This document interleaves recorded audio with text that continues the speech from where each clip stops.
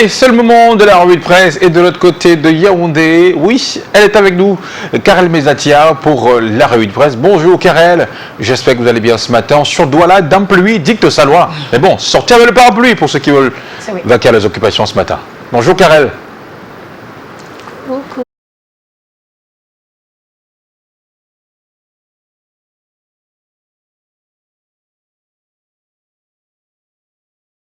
Patricia, Madame, Messieurs, bonjour. Tout le plaisir est le mien de vous retrouver ce mercredi matin pour la troisième sortie de la semaine, la lecture transversale des journaux en direct des studios de la cité capitale. On parle santé pour commencer, on en parle justement avec le quotidien bilingue national. Cameroun Tribune s'intéresse à la vaccination contre la Covid-19, plus précisément à la deuxième campagne de vaccination dont parlent les autorités sanitaires et même gouvernementales depuis peu.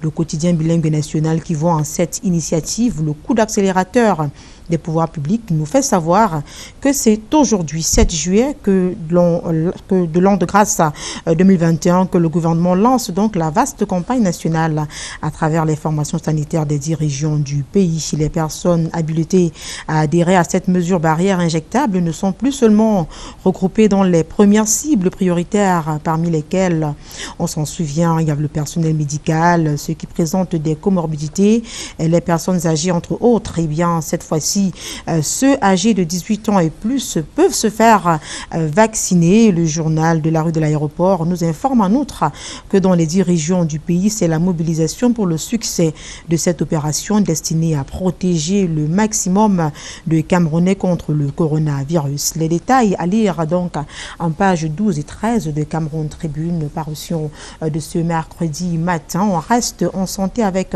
Eco Santé.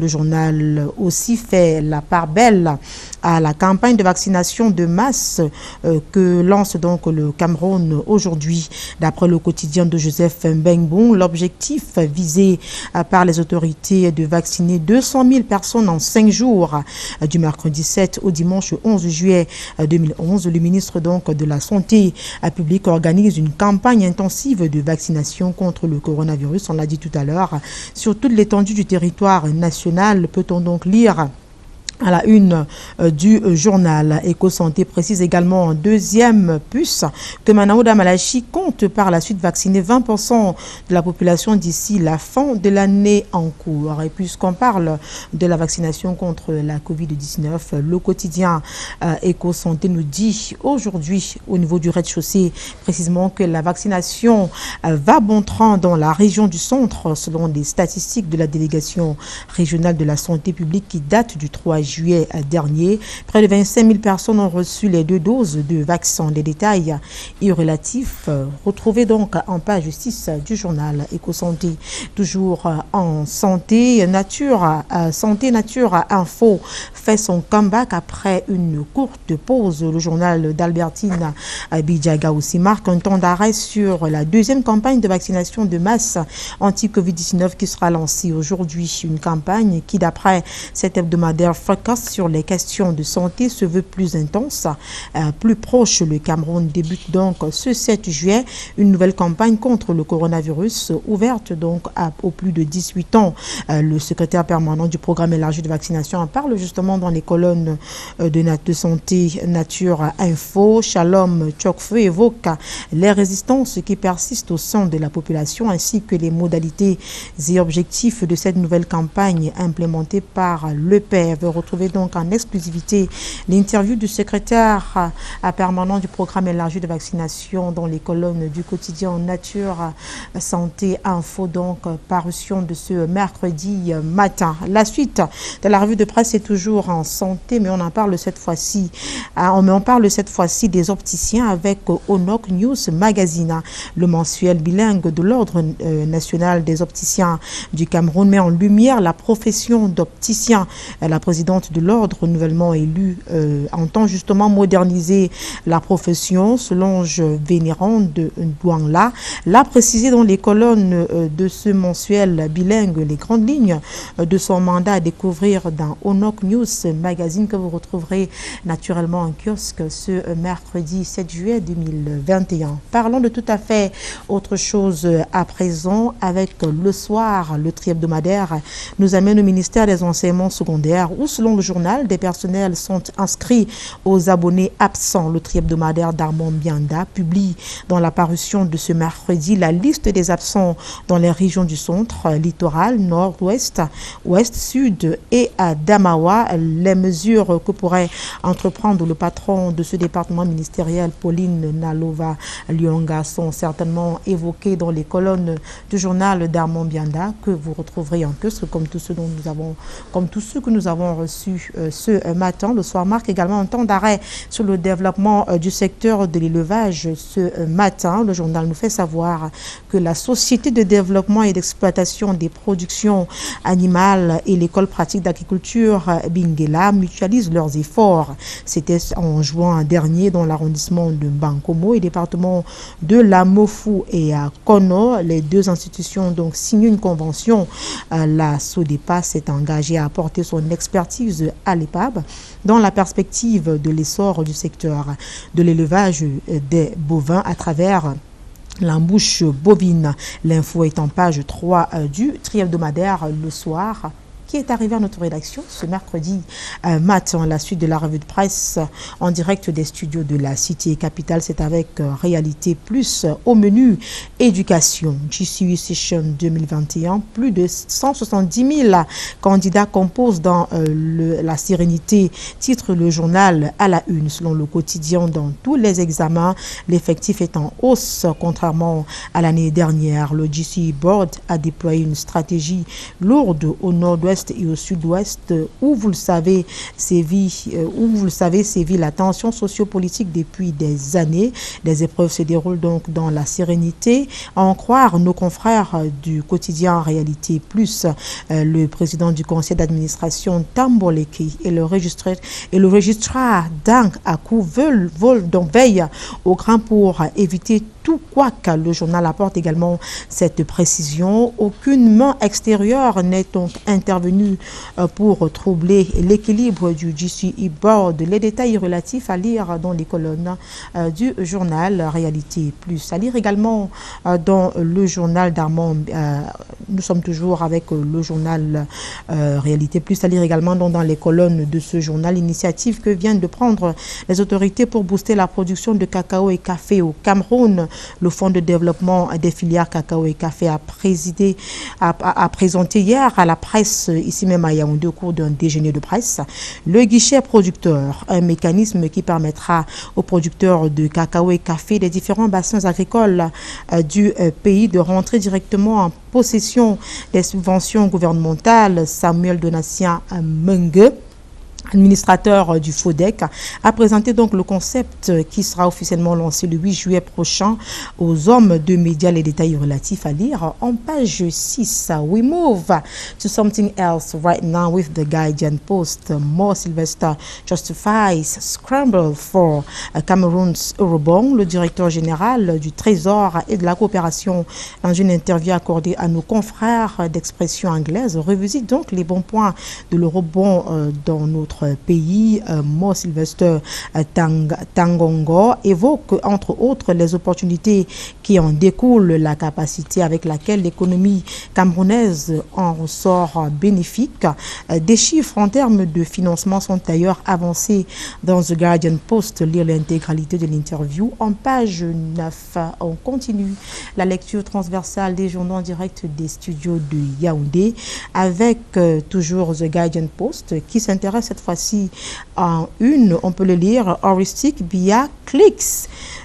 Clocks 20 months without traveling abroad. This is historic, selon le journal. Donc, le président de la République n'est pas sorti du pays depuis plus de 20 mois, que ce soit pour des raisons officielles ou personnelles. Le journal fait ce constat et en parle en page 10. Vous y retrouverez toutes les informations et relatives. Et puisqu'on parle du président de la République, le journal L'événement met en exergue une doléance à son endroit. François-Xavier Fonkou Wolong, président de l'Association pour le développement de la MIFI, sollicite donc le concours de Paul Biya dans l'optique de combler les attentes des populations de la métropole régionale de l'Ouest après le parachèvement de la décentralisation effective du Conseil régional, précise le journal L'événement, que vous retrouverez en kiosque ce mercredi matin. Faisons un tour à présent du côté du port autonome de Douala avec Tribune d'Afrique. Selon le journal, des performances sont encourageantes. En effet, depuis le 2 janvier 2020, le terminal à conteneurs du port de Douala, Bonaberi, est exploité par une règle avec succès, nous dit l'hebdomadaire panafricain d'information générale paraissant au Cameroun. Des résultats positifs qui, du point de vue du journal de Faustin Djikam, viennent balayer tous les doutes sur les capacités du port autonome de Douala à gérer un terminal à conteneurs. Mieux que dit l'ancien concessionnaire, le RTC a reversé plus de 15 milliards de redevances d'exploitation au port autonome de Douala. À lire également dans les colonnes du journal de Faustin Djikam, justement, l'éditorial du directeur de publication. Le directeur de publication donc évoque le suspense permanent qui règne au Cameroun sur les sphères politiques, économiques, sociales, la population, les autorités, acteurs politiques et même de la société civile, tous interpellés dans la plume du directeur de publication. L'éditorial donc de ce mercredi à découvrir en page 3. Autre journal, autre information, continue avec Afrique Info.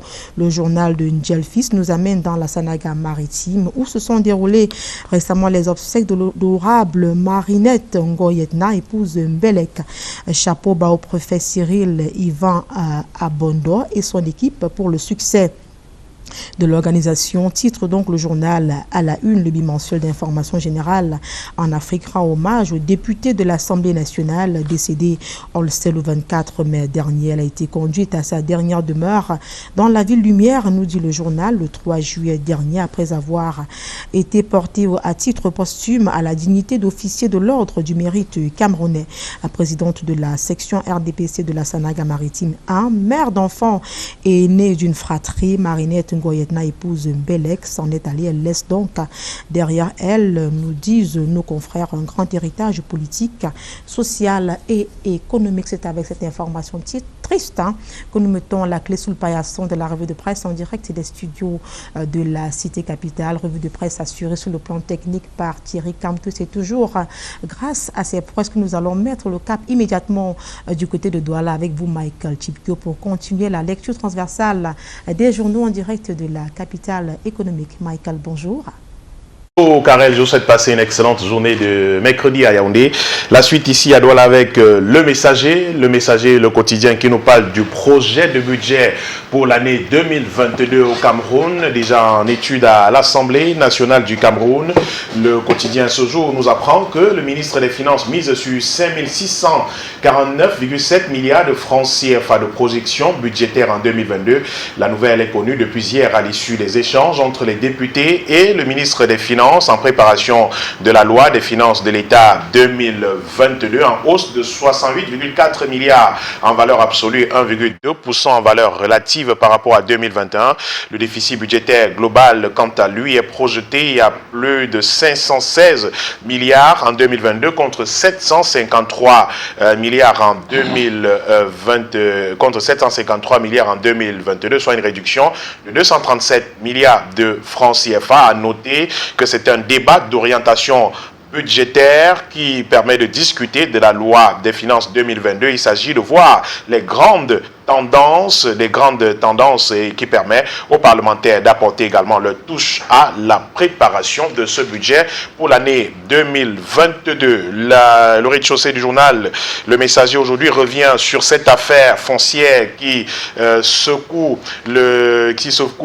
Bonangando à Douala, l'onction des chefs traditionnels Sawa accordée à Albert Dokolins. Le message de ces gardiens de la tradition vient en soutien à l'honorable député RDPC au centre d'une cabale de dénigrement concernant une supposée affaire de filouterie de terre dans la ville de Douala, réunie en assemblée générale extraordinaire il y a quelques jours. Ces guides éclairés des villages du canton Akwa, Bonandembela soutiennent d'une même voix que l'heure de l'harmonie et de la stabilité a sonné.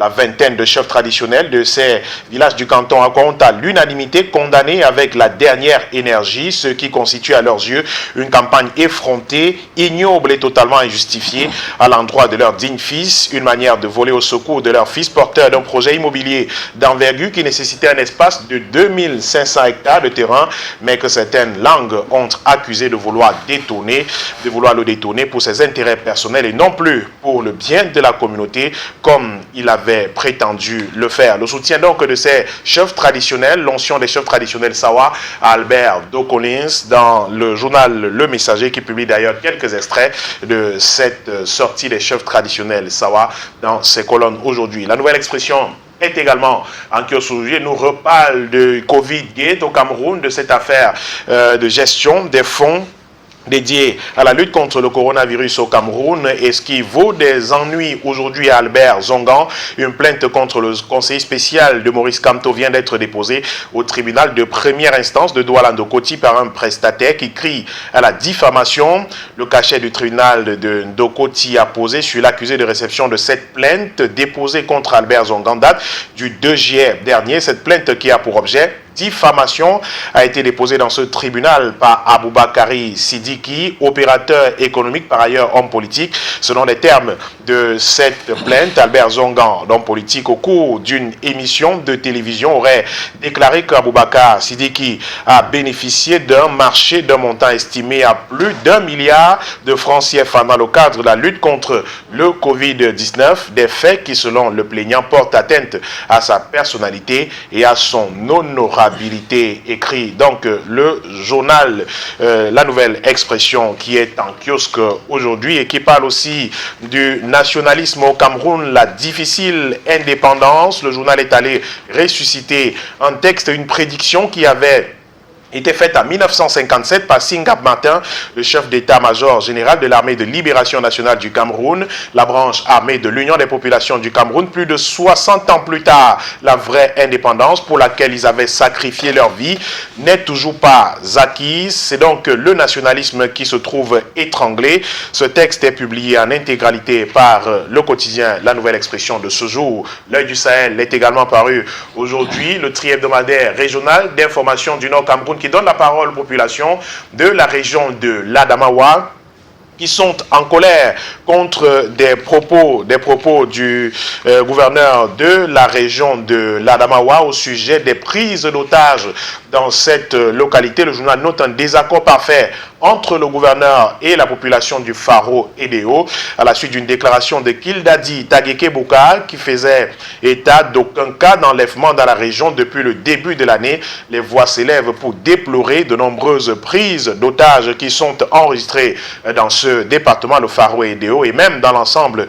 de la région de l'Adamawa. Note donc le journal L'Œil du Sahel qui est paru aujourd'hui et qui parle de nombreux otages qui ont été libérés il y a quelques jours seulement et de ce malentendu fâcheux entre le gouverneur et les habitants des populations du département du Faro Edeo, région de l'Adamawa. Le même journal nous parle de la montée en puissance de la grande criminalité qui inquiète les autorités administratives dans l'extrême nord. Des instructions ont été données au préfet de mettre fin à cette situation, la montée de la grande criminalité dans la région justement de l'extrême nord du Cameroun. Le journal Forum Libre est également en kiosque ce jour et nous reparle de cette sortie du ministre du Domaine, du Cadastre et des Affaires foncières, Henri Eyebe Aïssi, qui était face à la représentation nationale il y a quelques jours. L'homme a tenté de convaincre lors des questions orales lundi dernier à l'Assemblée nationale. Les députés se sont déchaînés sur Henri Ebe Aïssi, dénonçant ainsi la mafia qui a fait son lit dans ce secteur avec son lot de procès interminables devant les différentes juridictions du Cameroun. À l'occasion, le ministre du Domaine, du Cadastre et des Affaires foncières a apporté des réponses à certaines préoccupations d'actualité relatives aux procédures de gestion foncière au Cameroun et a aussi situé les parlementaires sur l'état des lieux du processus de réforme foncière en cours engagé il y a 40 ans par le président de la République et qui, enfin, il a présenté les enjeux, défis et perspectives de la gestion foncière au Cameroun. Le journal parle aussi du départ du train express, le train express qui redonne espoir aux usagers. Reportage dans ce train lors du premier voyage enregistré il y a quelques jours, le premier voyage qui a eu lieu le 1er juillet dernier avec le journal Forum Libre qui est en kiosque aujourd'hui. L'équation est également paru ce mercredi, le journal L'Équation, l'hebdomadaire qui nous amène une fois encore à l'extrême nord du Cameroun, dans la commune de Goulfé, en particulier avec Barka Mamad qui promeut l'agriculture de deuxième génération pour se positionner comme précurseur dans le secteur de l'agriculture de seconde génération, respectueuse de l'environnement. Le maire de la commune de Goulfé dans la perspective de formation des jeunes pour la réalisation des réseaux d'irrigation aux gouttes d'irrigation justement, aspersion et micro-aspersion, une technique révolutionnaire qui fera de la commune de Goulfé le grenier du département du Logone et Chari. Nous apprend le journal L'Équation qui parle aussi du projet d'aménagement du lac municipal de Yaoundé avec Célestine Ketchakoutes qui invite l'entreprise de construction à accélérer les travaux. La ministre de l'Urbanisme et de l'Habitat était donc sur le chantier il y a quelques jours. Elle a appelé à accélérer les travaux pour la fin de ce chantier. Les instructions sont donc contenues dans le journal L'Équation qui est en kiosque aujourd'hui. L'Albatros, un autre hebdomadaire, est paru aujourd'hui et nous parle de délinquance juvénile. L'Albatros qui nous parle de délinquance juvénile à Mbanga, les réseaux sociaux et cas sociaux, une punition exemplaire selon le journal. Les discours haineux sur les réseaux sociaux ont franchi l'intolérable. La condamnation de 3 jeunes gens pour outrage au président de la République à Mbanga à travers une vidéo devenue virale sonne le glas d'une permissivité nauséeuse. Malheur encore à ceux qui pensent qu'on peut emprunter quelques gigas chez un opérateur de téléphonie mobile pour enregistrer des vidéos sauvages contre la très haute institution. Il est publié, le journal donc qui salue ce verdict de ce tribunal de Mbanga contre ses propos haineux et condamne donc ce qu'il appelle la délinquance juvénile au Cameroun. Et on termine cette revue de presse avec l'hebdomadaire L'Étendard. L'Étendard qui est en kiosque ce jour et qui reparle de ce cadre amiable prôné par le militant du Rassemblement démocratique du peuple camerounais, Pierre Nunkam, par ailleurs auditeur bancaire. C'est par une lettre ouverte aux membres du clergé que l'auditeur bancaire Pierre Nunkam attire l'attention sur ce qu'il considère comme la source des misères des populations. Le système bancaire camerounais est vampirique selon lui. Il faut donc l'exorciser, mettre un terme à ces faillites bancaires qui mettent à mal au quotidien des familles, de nombreuses familles qui se trouvent dans la rue à cause de la faillite des banques et microfinances au Cameroun. Eh bien, il faut tout simplement appliquer le cadre amiable institué par le président de la République pour mettre un terme à ces faillites bancaires qui créent d'énormes difficultés à de nombreuses familles au quotidien. Voilà donc pour la revue de presse ce matin. C'est vrai qu'on parlait à quelques instants aussi de ce problème de titre foncier. On reviendra d'ailleurs lors de notre entretien, de notre dialogue sur ce sujet qui vraiment commence à, permettez-moi l'expression, énerver beaucoup de Camerounais. Parce que des fois vous... Très préoccupant. Oui, un sujet très préoccupant d'ailleurs. Mais pour ce matin, Michael Tipkio, nous allons parler d'un sujet également préoccupant, un sujet qui commence véritablement à déferler la chronique. On va parler de ce sujet en 2 volets. Le premier volet sera naturellement basé sur cette publication des nudités des personnes sur les réseaux sociaux qui devient de plus en plus, je vais dire quoi, le pain quotidien. Vous avez des personnes qui se lèvent le matin, qui décident de balancer des images de jeunes filles toutes nues sur les réseaux sociaux. Vous avez, lors des enquêtes, des entretiens avec des officiers de l'armée qui sont diffusés sur les réseaux sociaux.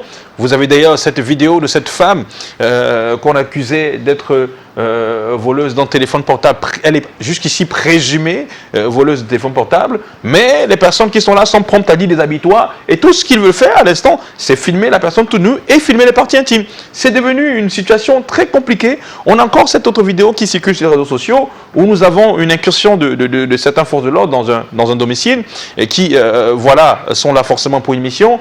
Est-ce que cette mission devrait être filmée et diffusée sur les réseaux sociaux? Est-ce que tout ceci est normal? Mais qu'est-ce qui se passe finalement? J'irais même jusqu'à dire qu'il y a cette maman avec cette vidéo des réseaux sociaux qui disait que non, le diable ne fait que non, il ne fait plus que... Il est là. Qu'est-ce qui se passe finalement dans la tête de nos concitoyens? Je voudrais même, avec permission, poser la première question, parce que depuis que tu plantes le décor, ça tourne dans ma tête. Pourquoi on pense que ça intéresse en fait le nu? Pourquoi on pense que ça devrait intéresser? Pour qu'il y ait en fait cette euphorie-là. Cette insistance. Ben oui, cette avidité même à vouloir filmer les nus ou à vouloir récupérer même dans les téléphones des gens parce que certains s'offrent le plaisir, ça les regarde de se filmer eux-mêmes ou alors eux dans leurs ébats. Et puis quand on tombe dessus, on a... tout de suite envie de balancer. Oui, on est féroce de balancer sur les réseaux sociaux, de faire voir tout le monde. Alors pourquoi on pense que ça intéresse ou pourquoi ça devrait intéresser le nu?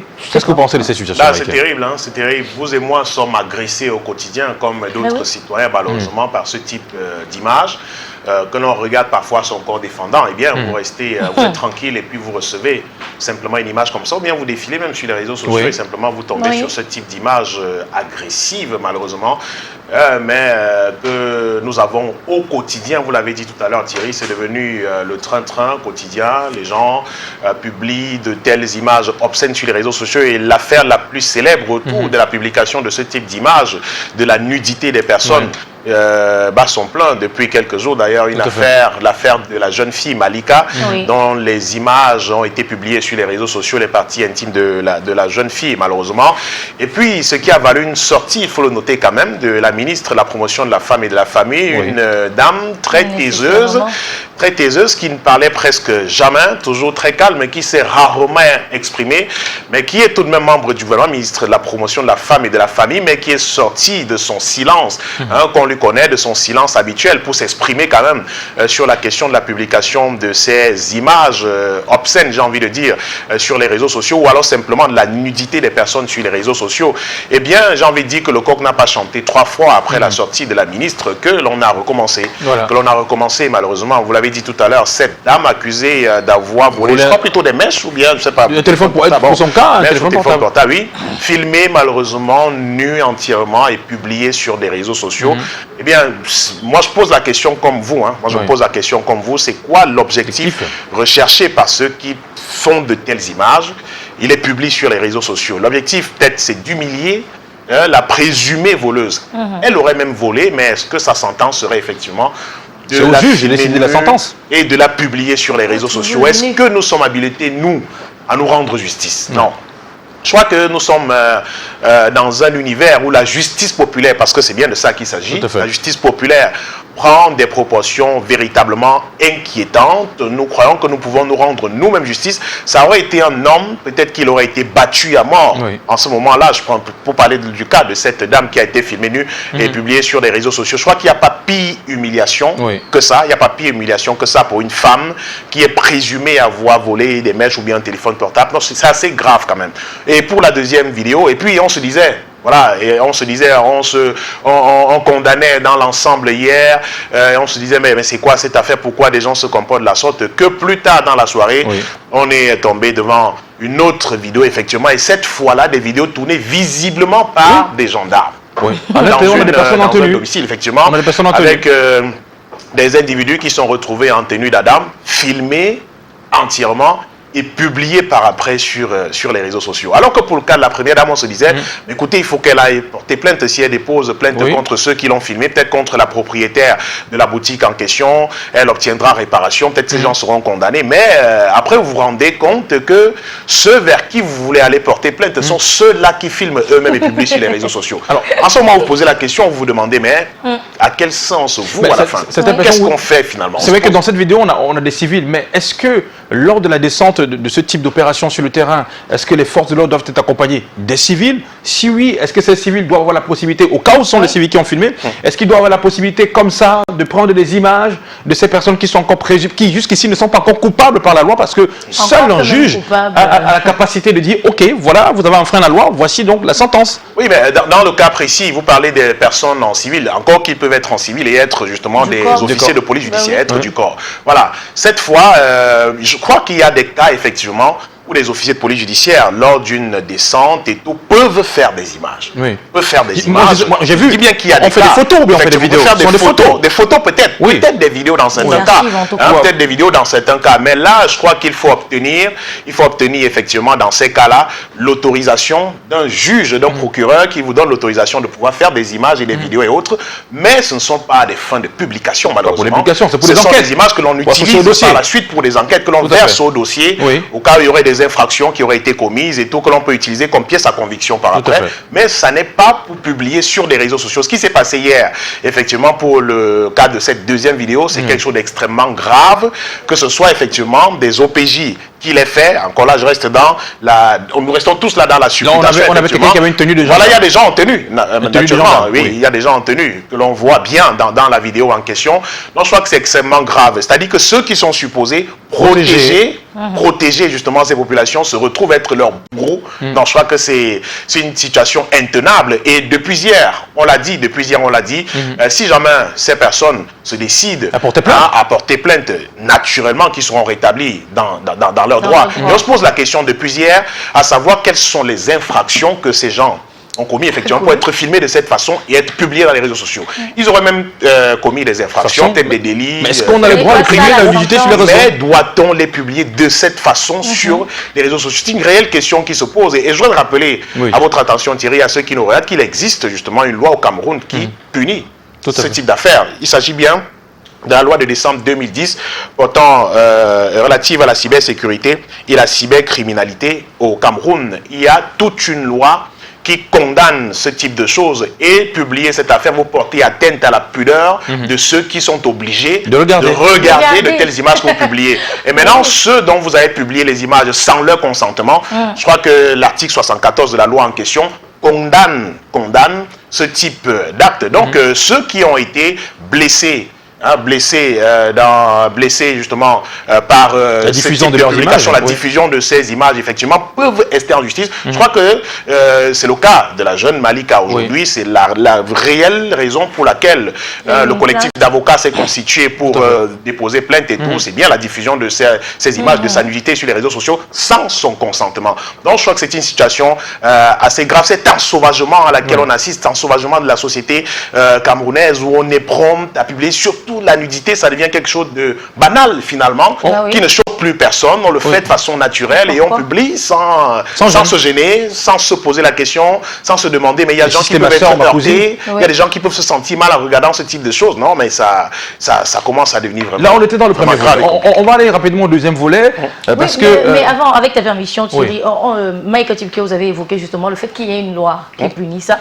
Mais avant, vous avez parlé justement du fait que les cas s'enchaînent, malgré qu'il y ait eu peut-être la sortie de Madame la ministre. Mais d'après vous, pourquoi cette impunité donc? Parce que moi, j'allais le demander, et puis vous venez me dire qu'il y a quand même une loi qui régit ce domaine d'activité-là, qui punit dans des cas pareils. Mais pourquoi l'impunité? Parce que si ça perdure, c'est parce qu'on n'a rien vu faire. Nous ne devons pas traquer ces personnes.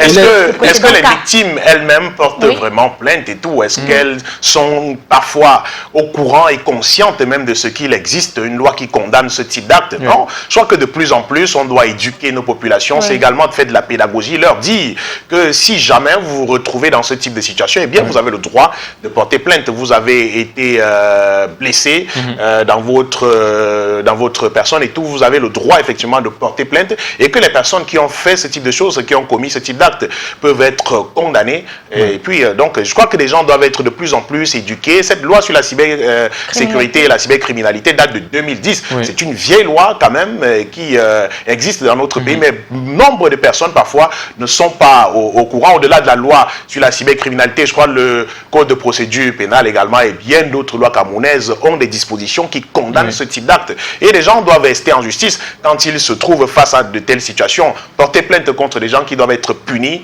et des gens qui se... Mais est-ce qu'il faut absolument attendre une plainte ici? Je suis un peu consterné. Je crois que dans des cas précis, je crois que le procureur également peut se saisir d'une affaire. Justement, est-ce qu'on ne doit pas traquer ces personnes-là? En regardant ce type d'image, le procureur de la République peut s'autosaisir de l'affaire. Le procureur peut s'autosaisir de l'affaire et traquer ces personnes qui ont publié ce type d'image. Parce qu'en ce moment, ce n'est plus qu'une affaire des personnes qui ont été publiées. Il s'agit d'une atteinte à la pudeur. Vous et moi qui regardons cette image, nous sommes atteints dans notre pudeur, effectivement. Donc, le procureur peut s'autosaisir de l'affaire et punir simplement cette personne. Aujourd'hui, vous ne pouvez plus parcourir votre page Facebook avec les enfants autour de vous parce que vous ne savez pas ce qu'ils vont surprendre à un moment donné. À tout moment, vous dites, oups, qu'est-ce qui se passe?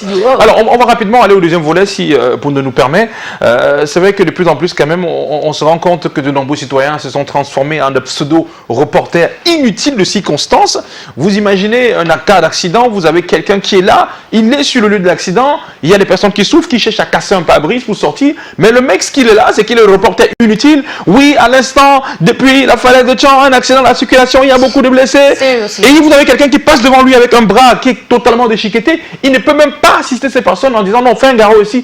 Qu'est-ce qu'on doit faire de ce type de personnes? Vous avez également une situation, on a vu quelqu'un qui était en train de cramer dans un véhicule, qui criait à l'aide, mais vous avez des gens qui étaient vraiment là, aidez-le, aidez-le. Et ils sont là, ils sont en train de filmer. Mais qu'est-ce qui se passe? Il y en a qui font des directs, carrément, qui improvisent en direct sur Facebook pour dire, écoutez, je suis devant un cas d'accident.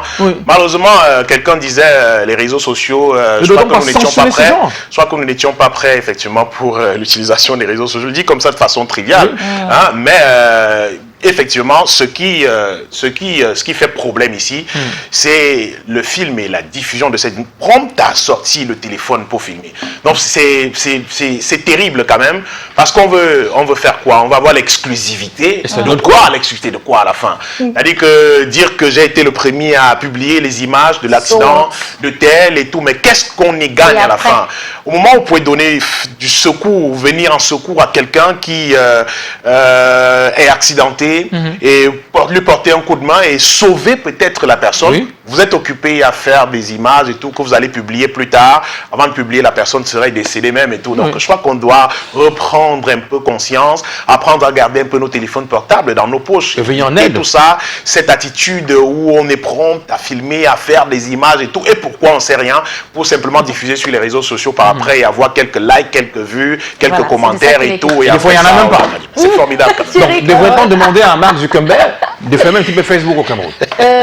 Non, peut-être pas, parce que... Peut-être pas aller jusque-là, mais peut-être éduquer les gens à l'utilisation des réseaux sociaux. C'est de ça qu'il est question, parce que Michael le disait, on le dit depuis le début que ça a commencé, on n'était pas prêt, mais ça date maintenant, ça fait longtemps que c'est arrivé. Alors il est temps qu'on pense certainement à une éducation à l'usage d'Internet, des réseaux sociaux et tout ce qui va avec, parce que Marc, lui, comme tu le dis, a peut-être pensé à cette option-là qui s'appelle signaler. Donc quand vous avez des publications qui ne tiennent pas la route, qui n'ont rien à faire, voilà. Mais de plus en plus, les gens se trouvent bloqués et tout, quand ils publient des images choquantes et tout. Ils ont trouvé donc l'astuce.